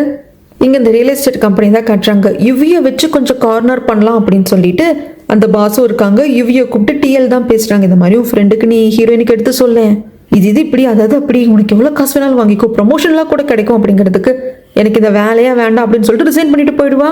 டிஎல் விட பின்னுக்கவே வந்துட்டு ரொம்ப ஓவரா பேசுறதுக்கு அங்க நின்று கத்துன்னு கத்தி விட்டுருவா. இதெல்லாம் ஒரு கம்பெனி, இங்க இருக்கிற பொம்பளைகள் நீங்க பொம்பளைங்க மாதிரியா பாக்குறீங்க, உங்களுக்கு வேணா யூஸ் பண்ணிக்கிற பொருளா தானே பாக்குறீங்க, அதுல நீயும் ஒரு பொம்பளை, நீ அந்த மேனேஜருக்கு மாமா வேலை பாக்குறியா, அவனுக்கு சப்போர்ட் பண்ணிட்டு எங்கிட்ட வந்து பேசுற, ஹீரோயின் இருக்க வேண்டிய இடத்துல நீ இருந்திருந்தா அப்போ தெரிஞ்சிருக்கும் அப்படின்ட்டு பயங்கரமா கத்தி விட்டு யுவி பாட்டுக்கு அங்கிருந்து வந்துடுவா.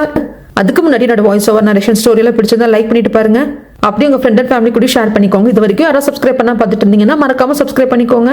இந்த எபிசோட ஸ்டார்டிங் சீன்ல நம்ம ஹீரோயின் தான் ஏதோ சிபிஐ எக்ஸாமுக்காக படிக்கிறேன்னு சொல்லிட்டு இருந்தாங்க இல்லையா, ஸோ அதுக்காக படிச்சுட்டு இருக்காங்க. அந்த சமயத்தில் நிறைய மெசேஜஸ் கமெண்ட்ஸ் எல்லாம் வருது. கொஞ்சம் கூட கில்ட்டாவே இல்லையா, இப்போ யுவி கூட வேலையை விட்டு போயிட்டா அதுக்கெல்லாம் காரணம் நீ தான் அப்படின்னு சொல்லிட்டு அந்த கமெண்ட்ஸ் மெசேஜ் எல்லாம் பார்த்ததுக்கு அப்புறமாக யுவிக்கு கால் பண்ணி கேட்பாங்க.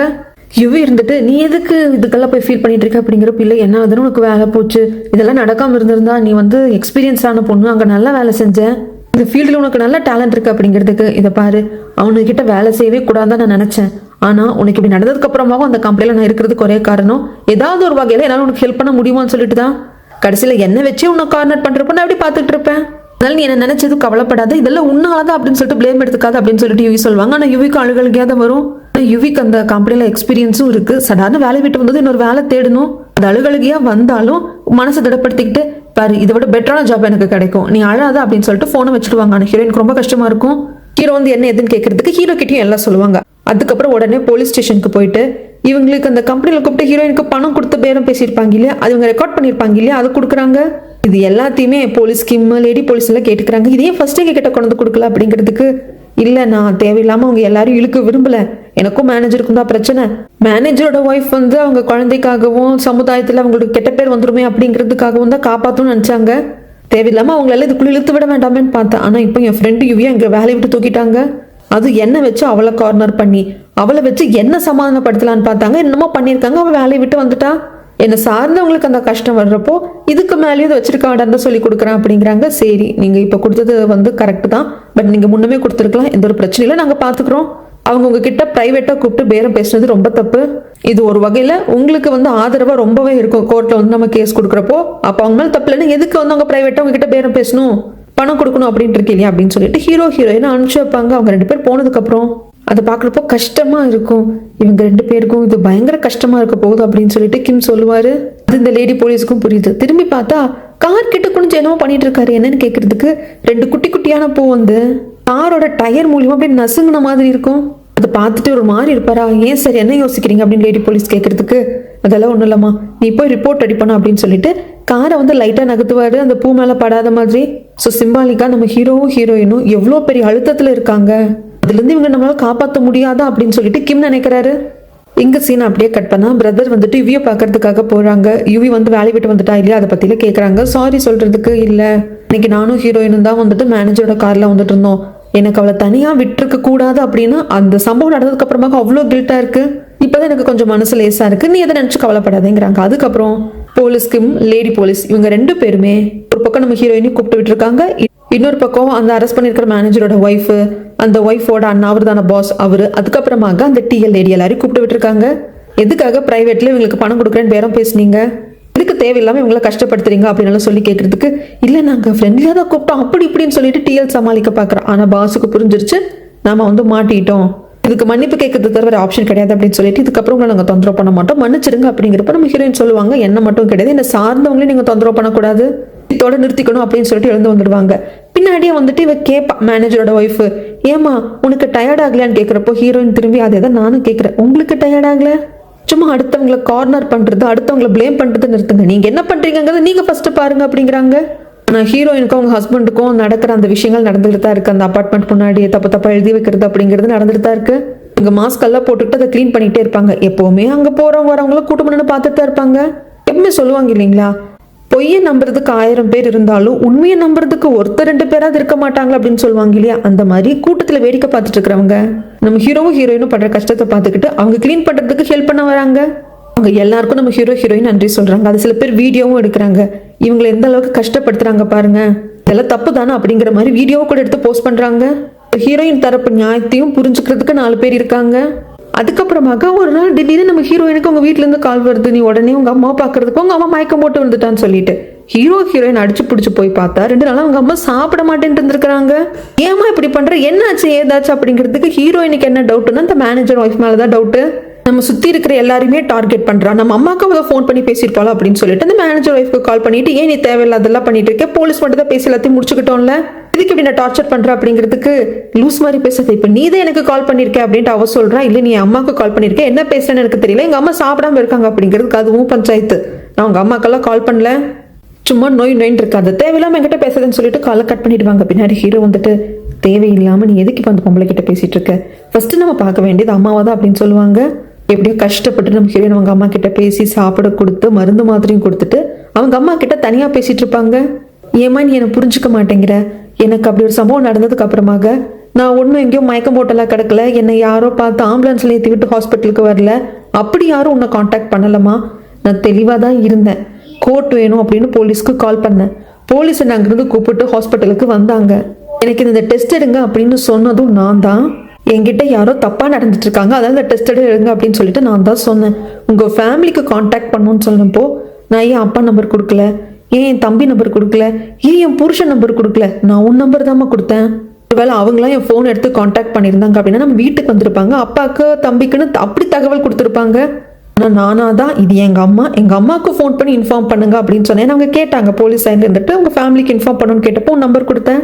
அதுக்கான காரணம் என்ன தெரியுமா, நீ என்ன புரிஞ்சுப்பேன்னு நினைச்சேன், அப்பா என் கூட பிறந்தவன் என்னை கட்டின புருஷன் எல்லாரும் ஆம்பளைங்க, அவங்களுக்கு என் உணர்வு புரியாது, ஆனா நீ என்னை பெத்தவ ஒரு பொம்பளை, உன்னால புரிஞ்சுக்க முடியும்னு நம்பினேன், ஆனா என் புருஷன் என் பக்கத்துல நின்ன அளவுக்கு கூட நீ நிக்கல, ஹாஸ்பிட்டலுக்கு வந்ததும் இதெல்லாம் ஒண்ணுமே இல்லை, நானும் நீ மூடி மறைச்சிட்டலாம், உன் புருஷன் கூட சேர்ந்து வாழு குழந்தை பெத்துக்கும் அப்படி இப்படி நீ பேச ஆரம்பிச்சிட்டேன், எனக்கும் வேற வழி தெரியல, சரி நீ சொல்றது கரெக்டா தான் இருக்கும்னு நினைச்சேனே தவிர்த்து மனசுல நான் டெய்லி செத்துட்டு தான் இருந்தேன், ஆனால் ஒரு நாள் ஆஃபீஸ் லீவ் போட வச்சு என்னை வீட்டில் வச்சு பார்த்துக்கிட்டேன், அதுக்கப்புறமாக என் புருஷன் வீட்டுக்கு நான் அனுப்பிச்சு வச்சேன், அதோட எல்லாம் மாறிடும், நான் நார்மல் ஆகிடுவேன் நீயா நினச்சிட்டே தவிர்த்து அதுக்கப்புறம் நான் எப்படி இருக்கேன் எதுன்னு யோசிக்கவே இல்லைம்மா, நான் நிம்மதியாக இருக்கணும், இந்த எல்லா விஷயத்தையும் கடந்து நான் வாழணும் அப்படின்னா இதை நான் எதிர்கொள்ளணும், புரிஞ்சுக்கோமா அப்படின்னு சொல்லுவாங்க.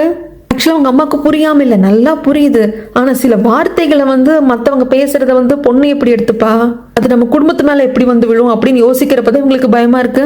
ஆனால் எப்படியோ பேசி பேசி அம்மாவை சமாதானப்படுத்திட்டாங்க. அந்த ரூமுக்கு இவர் கதவை தட்டுறாரு ஹீரோயின் என்னன்னு கேட்கறதுக்கு நம்ம உடனே போகணும், அம்மா நாங்கள் கிளம்புறோம் அப்படின்னு சொல்லிட்டு ஹீரோயினை கூப்பிட்டு கிளம்ப பார்க்குறாங்க. அப்பா தம்பி இவி கூட அங்கே தான் இருப்பாங்க. என்ன ஏதுன்னு கேட்கறதுக்கு, இல்லை ஸ்டேஷன்ல இருந்து போலீஸ் ஸ்கீம் தான் கால் பண்ணாங்க, எங்களை வீட்டுக்கு போய் பத்திரமா இருக்க சொன்னாங்க, ஏதோ சில பிரச்சனை போல இருக்கு அதனால நாங்கள் கிளம்புறோம் அப்படின்னு சொல்லிட்டு கிளம்புறப்போ மீடியா பீப்புள்ஸ்க்கெல்லாம் இவங்க வீடு தெரிஞ்சிருச்சு போல இருக்கு. நம்ம ஹீரோயினை போட்டோ எடுக்கிறதுக்காக வரப்போ எப்படியோ ஹீரோ அங்கிருந்து காப்பாற்றி ஒரு ஒதுக்கமா இடத்துக்கு கூப்பிட்டு வந்துடுறாங்க. என்னங்க இது ஏதுங்க இது அப்படிங்கிறதுக்கு தெரியல, மீடியா பீப்புள்ஸ் எல்லாம் இப்படி சுத்தி வளைச்சுக்கிறாங்கன்னா ஒண்ணுமே புரியல அப்படின்னு 2 பேரும் முழிச்சிட்டு இருக்காங்க. அந்த சமயத்துல நிறைய பேர் யூடியூப்ல எல்லாம் பேசுவாங்க இல்லையா, இந்த கேஸை பத்தி எல்லாம் பேசுறாங்க. அதுல ஒரு சாரார் நம்ம ஹீரோயினுக்கு சப்போர்ட் பண்றாங்க, இன்னொரு சாரார் அந்த பொண்ணு அந்நேரத்துக்கு அங்க போனா இங்க போனான்னு சொல்லிட்டு கமெண்ட் பண்றாங்க. அந்த மாதிரி கூட போயிட்டு இருக்கு. அப்ப அவங்க அப்பா கிட்ட இருந்து கால் வருது, ஏமா நீயும் மாப்பிளையும் பத்திரமா இருக்கீங்களா அப்படிங்கிறதுக்கு, என்னப்பா நடந்துட்டு இருக்கு ஏதாவது பிரச்சனையா அப்படிங்கிறப்போ, இல்ல உடனே மீடியா பீப்புள் எல்லாம் வந்துட்டாங்க, நீ கவலைப்படாத, நான் தம்பி கிட்ட சொல்லிட்டு நான் போலீஸ்க்கு கால் பண்ண சொல்லிட்டேன், ஆனா இங்க என்ன பிரச்சனை அப்படின்னா யுவி அந்த வீட்டுல தானே இருக்கா, யுவி தான் ஹீரோயின் நினைச்சுக்கிட்டு யுவியை போட்டு கொஸ்டின் கேட்க ஆரம்பிச்சிருக்காங்க. இவங்க அப்பா சொல்றது கூட ஃபோன் வழியா வந்து ஹீரோயினுக்கு கேட்குது, ஐயோ நீங்க தப்பான பொண்ணை பார்த்துட்டு இருக்கீங்க, இந்த பொண்ணு இல்லை விடுங்க அப்படின்லாம் சொல்லிட்டு இருப்பாங்க. சரிம்மா நீ ஃபோனை வை, போலீஸ் சீக்கிரம் வந்துருவாங்க, நீயும் அப்படி பத்திரமா வீட்டுக்கு போயிட்டு எனக்கு கால் பண்ணுங்க அப்படின்னு சொல்லி காலை கட் பண்ணிடுவாங்க. அந்த சமயத்துல இந்த மேனேஜர் ஒய்ஃபை தான் காட்டுவாங்க. இவ்வளோ அந்த ஆன்லைன்ல வந்துட்டு அந்த யூடியூப் சேனல் கமெண்ட்ஸ் எல்லாம் பாப்பா இல்லையா, எல்லாருமே வந்துட்டு அந்த மேனேஜருக்கு சப்போர்ட் பண்ணுவாங்க. அந்த மேனேஜருக்கு எகேன்ஸ்டா ஹீரோயினுக்கு சப்போர்ட் பண்றவங்க இருப்பாங்க இல்லையா, அவங்க கமெண்ட்ஸ் எல்லாம் எப்படி இருக்குன்னா, இவெல்லாம் ஒரு ஆளா, பொண்டாட்டி பொம்பளை புள்ளி வச்சுட்டு இப்படி எல்லாம் தெரிஞ்சிட்டு இருக்கான், இவனுக்கு ஒரு பொம்பளை புள்ள இருக்குல்ல, நாளைக்கு அதுக்கு இப்படி நடந்தா அவனுக்கு எப்படி இருக்கும் அப்படிங்கிற மாதிரி கமெண்ட்ஸ் எல்லாம் படிக்கிறப்ப இவளுக்கு கோவம் வருது. உடனே ஹீரோயினுக்கு கால் பண்ணிட்டு, தேவையில்லாம மீடியா எல்லாத்தையும் வர வச்சுட்டு இருக்கல, இதெல்லாத்தையும் நீ தானே கிளப்பி விட்டுட்டு இருக்க அப்படிங்கிறதுக்கு, இதெல்லாம் நான் பண்ணல, அப்படி பண்ணுங்கிற அவசியமும் எனக்கு இல்லை, என்னை பத்தி மீடியால சில போஸ்ட் தப்பா போடுறது இதெல்லாம் பண்ணது நீ தான், இப்ப நீ என்ன வந்து பேசுற அப்படின்னு சொல்லிட்டு ஹீரோயின் சண்டை போடுறாங்க. சரி இது வரைக்கும் கொண்டு வந்து விட்டுட்டே, இதுக்கு ஒரு முடிவு கொடுக்கலாம், அதுக்காவது வருவியா, அதான் பேசலாம் அப்படிங்கிறப்போ அதெல்லாம் முடியவே முடியாது, இப்போ நான் ஸ்ட்ராங்கா இருக்கேன்னு ஹீரோயின் சொல்றப்போ கோவத்துல போனை தூக்கி வீசி உடைச்சிருவா. அதுக்கப்புறம் ஹீரோ வந்துட்டு, பதட்டப்படாத, இது எல்லாமே நம்ம ஃபேஸ் பண்றதுக்கு தயாரா இருக்கணும், கவலைப்படாத அப்படின்னு சொல்லி சமாதானப்படுத்துறாங்க. இந்த பக்கம் ஹீரோயினோட வீட்டை தான் காட்டுறாங்க. அவங்க அம்மா அப்பா தம்பி எல்லாம் லைட் எல்லாம் ஆஃப் பண்ணிட்டு மெழுகுபத்தி ஏத்தி வச்சு உட்காந்துட்டு இருக்காங்க. இன்னும் யுவியும் வீட்டுக்குள்ளதான் இருப்பாங்க. அவங்க அம்மா, இதுக்கு தான் நான் வந்து தலையா அடிச்சுக்கிட்டேன், போலீஸ் கம்ப்ளைண்ட் கொடுக்காதன்னு சொல்லி அவ கேட்டாளா அப்படிங்கிறப்போ அப்பாவும் தம்பியும் நம்ம ஹீரோயினுக்கு தான் சப்போர்ட் பண்றாங்க. அப்ப அப்பா சொல்றாரு, சரிடா எனக்கு தெரிஞ்ச அந்த மீடியா பீப்புள் எல்லாம் போயிட்டு அங்க போல இருக்கு, நைட் ரொம்ப லேட் ஆயிடுச்சு, யுவியை பத்திரமா கொண்டு வீட்டுல விட்டுவா அப்படின்னு சொல்றாங்க. யுவிக்கு வந்து என்ன சொல்றது எது சொல்றதுன்னு தெரியல. யுவியை வீட்டுல விட்டுற சமயத்துல இவர் சொல்லுவாரு, பிரதர் இதுக்கப்புறமாக இப்ப நாங்க இருக்கிற வீட்டை கூட வித்துட்டு வேற எங்காவது போயிடலான் இருக்கோம், நாங்க ஃபேஸ் பண்ற விஷயம் அப்படிங்கிறது உன்னை பாதிக்க கூடாது அப்படின்னு நான் நினைக்கிறேன். அது மட்டும் இல்லாம இப்போ நான் லாயரா பிராக்டிஸ் பண்றதுல எங்க அக்கா கேஸை நான் எடுத்து முடிச்சதுக்கு அப்புறம் எனக்கு கேஸ் வருமானு கூட எனக்கு தெரியல, கிட்டத்தட்ட இப்ப நான் 0 அப்படிங்கிற ஸ்டேஜ்ல இருக்கேன் யுவி, அதனால நம்ம 2 பேரும் பிரேக்கப் அப்படின்னு ஆரம்பிக்கிறதுக்குள்ள யுவி வந்து கட்டி பிடிச்சிக்கிட்டு, இப்படியெல்லாம் நீ ஒரு வார்த்தை கூட சொல்லக்கூடாது, உன் பேர்ல வீடு இருக்கணும், வீடு வாசல் இருக்கணும், உங்ககிட்ட பணம் இருக்கணும், நீ லாயரா இருக்கணும் அப்படிங்கிறது எனக்கு ஆசை கிடையாது, நீ என் கூட இருக்கணும், நான் எப்போ உன் கூட இருப்பேன், என்ன நடந்தாலும் சரி நம்ம காதல் என்னைக்கும் மாறாது அப்படின்னு சொல்லிட்டு ஹோப் கொடுப்பா. அதுக்கப்புறமாக அடுத்த நாள் வந்து போலீஸ் ஸ்டேஷனுக்கு ஹீரோயினை வர சொல்லியிருப்பாங்க. ஹீரோ தான் கூப்பிட்டு வருவாங்க. ஹீரோவும் கூட வர்றதுக்காக இருக்கிறப்போ, வேண்டாங்க நான் பாத்துக்கிறேன், நீங்க கராஜுக்கு போங்க, நம்ம டெய்லி லைஃப் எதனாலையும் பாதிக்கப்படக்கூடாது, நான் ஹேண்டில் பண்ணிக்கிறேன் அப்படின்னு சொல்லிட்டு மாஸ்க் எல்லாம் போட்டு ஸ்டேஷனுக்கு வருவாங்க. ஒரு சில ஃபார்மாலிட்டிஸ் எல்லாம் இருக்கும், எங்கேயும் விசாரிக்க வேண்டியது சில கொஸ்டின்ஸ் எல்லாம் இருக்கும், அதெல்லாம் கேட்டதுக்கு அப்புறமாங்க லேடி போலீஸ்ல வெளியே வரைக்கும் கூப்பிட்டு வருவாங்க. அங்க வந்து நின்னவங்க, ஏன்னா இதுக்கப்புறமாக கேஸ் வந்து கோர்ட்டுக்கு போயிடும், நீங்க என்கிட்ட ஏதாவது கேட்கணும்னா ஹீரோயின் நீங்க தாராளமா கேட்கலாம், என்ன கொஸ்டின் எல்லாம் கேளுங்க, நான் ஆன்சர் பண்றேன், ஆனா நீங்க கேட்ட கொஸ்டின் என்கிட்ட கேட்டீங்க அப்படிங்கிறதே நான் மறந்துடுவேன், அதாவது என்னன்னா என்ன நம்பி கேளுமா, எனக்கு தெரிஞ்ச ஆன்சர் கொடுக்குறேன், இது நீ என்கிட்ட கேட்டு நான் யாருக்கிட்டையும் சொல்ல மாட்டேன் அப்படிங்கறத இன்டெரக்டா சொல்றாங்க. நம்ம ஹீரோயின் கேட்குற ஃபர்ஸ்ட் கேள்வி, இந்த ட்ரையல் எவ்வளவு தூரம் வரைக்கும் போகும் அப்படிங்கிறதுக்கு, இந்த மாதிரி கேஸோட ட்ரையல் எல்லாம் 3 மாசத்துக்கு மேலே இழுக்க மாட்டாங்க, 3 மாசத்துல தீர்ப்பு கொடுத்துருவாங்க. சரி இதுல நான் வின் பண்றதுக்கு சான்சஸ் இருக்குல்ல அப்படின்னு கேட்குறப்போ என்ன சொல்றதுன்னு தெரியாம இந்த லேடி போலீஸ் இருப்பாங்களா, புரியுது எப்படி ஆன்சர் பண்ண முடியும், இன்னும் கேஸே ஆரம்பிக்கவே இல்லை, ஒரு ட்ரையல் கூட போகாதப்போ எப்படி ஆன்சர் பண்ண முடியும், எனக்கு புரியுதுங்க நான் கிளம்புறேன் அப்படிங்கிற சமயத்துல பின்னாடி வந்துட்டு லேடி போலீஸ் சொல்லுவாங்க, இதை பாருங்க ஹீரோயின் நீங்க தைரியமா இருங்க, இதை பத்தி கவலைப்படாதீங்க, நீங்க பண்ண வேண்டியது உங்க தரப்புல இருந்து நீங்க என்னென்னலாம் கொடுக்க முடியுமோ என்னென்ன ஆன்சர் பண்ண முடியுமோ பண்ணிட்டீங்க, இதுக்கப்புறம் எங்க கையிலையும் கோர்ட் கையிலையும் தான் இருக்கு, நாங்க கரெக்டா ரிப்போர்ட்டை வந்து கவர் பண்ணி நாங்க கோர்ட்ல சப்மிட் பண்ணிடுவோம், நீங்க எதை எக்ஸாமுக்கு படிக்கிறதாக கேள்விப்பட்ட நீங்க நிம்மதியா போய் படிங்க அப்படின்னு சொல்லி அனுப்பிச்சு வைப்பாங்க. அதுக்கப்புறம் வந்துட்டு போலீஸ் கிம் கிட்ட கண்டிப்பா ஹீரோயின் ஜெயிச்சிருவாங்கல்ல அப்படின்னு சொல்லிட்டு லேடி போலீஸ் கேட்கறதுக்கு, இதை பாரு இது கிட்டத்தட்ட மதில் மேல் பூனை மாதிரி தான், எனக்கு வந்து கொஞ்சம் பக்கு பக்குன்னு தான் இருக்கு, பட் இருந்தாலும் நம்ம சைட்ல இருந்து பண்றதெல்லாம் பண்ணிடலாம்னு சொல்றாங்க. ஏன் அந்த பொண்ணு பாவம், அவ பியோர் விக்டிம், ஆனா அவ மாஸ்க் போட்டுக்கிட்டு பயந்துட்டு வர்றா, இப்படி ஒரு விஷயம் வந்து ஏன் அந்த பொண்ணுக்கு நடக்கணும் அப்படிங்கிறப்ப, ஏன்னா அதுதான் ரியாலிட்டி, அதுதான் லைஃப், நம்ம மக்களோட மனநலம் அப்படி. பாக்குற 10 பேர்ல இந்த பொண்ணை பாவம்னு சொல்றது 4 பேரா இருந்தா 6 பேர் இவ எதுக்கு அவன் கூட போனான்னு கேட்கறவன் தான் இருப்பான். இது எல்லாத்துக்குமே எதிர்கொள்றதுக்கு ஒரு தைரியம் வேணும், அந்த தைரியம் இருக்கிறதுனால தான் நம்ம கிட்ட கம்ப்ளைண்ட் பண்ணியிருக்காங்க, பாத்துக்கலாம் அப்படின்னு சொல்லிடுவாங்க. அதுக்கப்புறமாக ஹீரோயின் வந்துட்டு வீட்டை கிளீன் பண்றது, ஹீரோவை வேலைக்கு அனுப்புறது, அதுக்கப்புறம் உட்காந்து இவங்க எக்ஸாம்ஸ்க்கு படிக்கிறது அப்படின்னு சொல்லிட்டு நாட்கள் போயிட்டு இருக்கு. சோஷியல் மீடியாக்குள்ள போயிடக்கூடாதுன்னு நினைக்கிறாங்க, ஆனா சில சமயங்கள்ல இவங்க பார்க்க வேண்டியதா வந்துடுது. அந்த மாதிரி சமயத்துல இவங்க அம்மா அப்பா வீட்டுக்குள்ள அடைஞ்சிருப்பாங்க, யாராவது இருக்காங்களா என்ன ஏதுன்னு ஜன்னல் வழியா பார்த்துட்டு வரலாம் அப்படிங்கிறப்போ யாராவது போட்டோ எடுத்து போஸ்ட் பண்றாங்க, இன்னாரோட பொண்ணோட அப்பா இவரு, அம்மா இவங்க பாருங்க எலிங்க மாதிரி பொந்துக்குள்ள வாழ்ற மாதிரி வாழ்றாங்க அப்படிங்கிறது. அண்ட் தென் தம்பியும் யுவியும் வெளியே கார்ல வர்றப்போ அவங்கள போட்டோ எடுக்கிறது அப்படின்னு சொல்லிட்டு அவங்களுக்கு ஒரு பிரைவேட் லைஃபே இல்லாம பண்ணிட்டு இருக்காங்க. இதெல்லாம் வந்து ஹீரோயின் பார்த்து பயங்கரமா சகிச்சிட்டு இருக்கா. ஏன்னா இவ கஷ்டப்படுறது இவளுக்கு ஓகே, அதை ஏத்துக்கிறதுக்கு இவ தயாரா இருக்கா, ஆனா இவளால மத்தவங்க எல்லாம் படுற கஷ்டம் ரொம்ப கஷ்டமா இருக்கு. இந்த பக்கம் அந்த மேனேஜரோட வீட்டை தான் காட்டுறாங்க. அவங்க ஒய்ஃப் வந்து அவங்க குழந்தை நல்லா பியானோ வாசிப்பா இல்லையா, நிறைய ட்ராஃபி எல்லாம் வாங்கி வச்சிருப்பா. அதில் ஒன்று எடுத்து துடைக்கிற சமயத்தில் யோசிக்கிறா. ஆக்சுவலாக லாயர் வந்துட்டு உங்கள் ஹஸ்பண்டோட கேஸ் வந்து நாளைக்கு ட்ரையலுக்கு வருது, உங்கள் ஹஸ்பண்டை போய் நான் ஜெயிலில் பார்த்துட்டு தான் வரேன், அவர் உங்களையும் குழந்தை பத்திரமா இருக்க சொன்னார். அண்ட் தென் பர்டிகுலராக ரொம்ப ப்ரெஸ் பண்ணி ஒரு விஷயத்த உங்ககிட்ட சொன்னார். உங்கள் குழந்தைங்களோட வந்து அந்த பியானோ காம்படிஷனில் வின் பண்ணியிருக்க ட்ராஃபிஸ் எல்லாத்தையும் நல்லா தொடச்சி வைக்க சொன்னார் அப்படின்னதும், இதையே என் புருஷன் ரொம்ப அழுத்தி சொல்லி லாயர் கிட்ட சொல்லியிருக்காங்க அப்படின்ட்டு அந்த ட்ராஃபிஸ் எல்லாம் துடைக்கிறப்ப யோசனை வருது. ஒரு ட்ராஃபிக்குள்ள ஏதோ ஒரு சவுண்டு வருது, அதை உடைச்சா உள்ள ஒரு பென்ட்ரைவ் இருக்கு. எடுத்து போட்டு பாக்குறாங்க, அது என்னன்னு நம்மளுக்கு காட்ட மாட்டாங்க. ஆனா அது வேற எதுவும் கிடையாதுங்க. இந்த ஆள் நம்ம ஹீரோயின் கிட்ட தப்பா நடந்துகிட்டது வீடியோ எடுத்து வச்சிருக்கான். அதை பார்த்ததும் ஒரு பொண்டாட்டியாவும் ஷாக்கா இருக்கு, பொண்ணாவும் ஷாக்கா இருக்கு. ஆனா இதை எதுக்கு இவன் ஒய்ஃப் பாக்குற மாதிரி மேனேஜர் பண்ணா அப்படின்னு தெரியல. இதை வச்சு நம்ம என்ன பண்ண போகுதுன்னு தெரியல. இந்த ஹீரோயினுக்கு கொஞ்சம் பதக்குன்னு இருக்கு. என்னது தைரியமா இருந்தாலும் நாளைக்கு ஃபர்ஸ்ட் ட்ரையல் அப்படின்னு நல்லா சொல்றப்போ, நான் கூட இருக்கிறப்ப எதுக்கும் பயப்படாத, எல்லாத்தையும் பார்த்துக்கலாம் அப்படின்னு சொல்லிட்டு இங்க ஹீரோயினுக்கு ஹீரோ தைரியம் கொடுத்துட்டு இருக்காரு. இந்த பக்கம் அந்த மேனேஜரோட வீட்டை தான் காட்டுறாங்க. அந்த குழந்தை எழுந்து வருது. அம்மா நாளைக்கு என்னமோ அப்பா வந்துருவாரு, அந்த மாதிரிலாம் ஏதோ பேசிட்டு இருந்தீங்க, அப்பா வந்துருவாரு அப்படிங்கிறதுக்கு இதை பாருக்கண்ணா, உங்க அப்பா எந்த தப்பும் பண்ணல, உங்க அப்பா ரொம்ப நல்லவர், கண்டிப்பா வந்து அவரை வந்து விட்டுருவாங்க, அம்மா சொல்றது நம்பு அப்படிங்கிறாங்க. இந்த அம்மா பேசுறதெல்லாம் பார்த்தா என்ன பண்ண போகுதுன்னு தெரியல.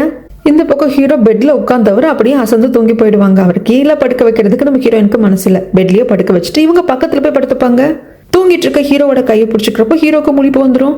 அந்த சமயத்துல ஹீரோயின் பார்த்துட்டு நான் உங்களை ஹக் பண்ணிக்கிட்டுமா அப்படின்னு சொல்லி கேட்குறப்போ ஹீரோ வந்துட்டு ஹீரோயினை ஹக் பண்ணிப்பாங்க. ஹீரோயினுக்கு வந்து ஒரு பயம் இருந்துகிட்டே இருக்கும். இந்த சீனை பார்க்குறப்போ நம்மளுக்கே கொஞ்சம் பாவமாக தான் இருக்கும்.